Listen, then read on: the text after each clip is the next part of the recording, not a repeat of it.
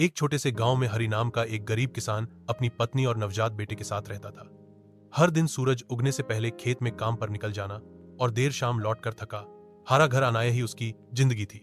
उसके पास ज्यादा कुछ नहीं था, लेकिन अपनी छोटी सी दुनिया में वह खुश था।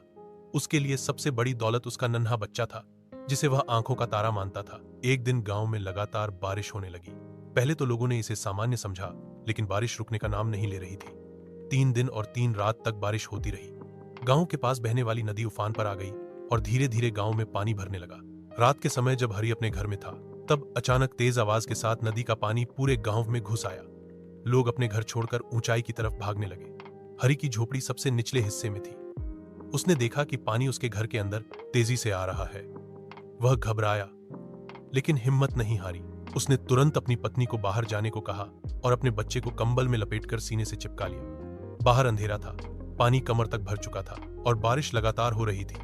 हरि ने अपने बच्चे को ऊपर उठाया और पानी में चलना शुरू किया। रास्ता दिखाने वाला कोई नहीं था, सिर्फ अंधेरा, तेज हवाएं और डर। कई बार उसका पैर फिसला, कई बार गिरा, लेकिन उसने बच्चे को गिरने नहीं दिया। थोड़ी दूर पर एक पीपल का पेड़ था, जिसे वह अच्छी तरह जानता था।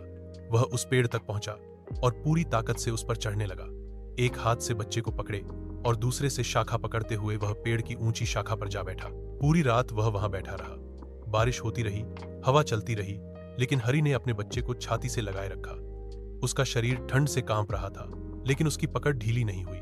सुबह होते ही गांव वाले जो सुरक्षित जगहों पर थे, वह लौटे और हर जगह बचे लोगों को खोजने लगे।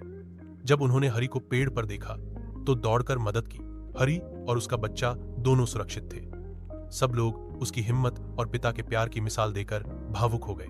हरि गरीब था, उसके पास पैसा, बड़ा घर या सुविधाएं नहीं थीं, लेकिन उसके पास था अपार साहस और अपने बच्चे के लिए निस्वार्थ प्रेम। उस रात उसने साबित कर दिया कि एक सच्चा पिता अपने बच्चे की जान बचाने के लिए किसी भी तूफान से लड़ सकता है।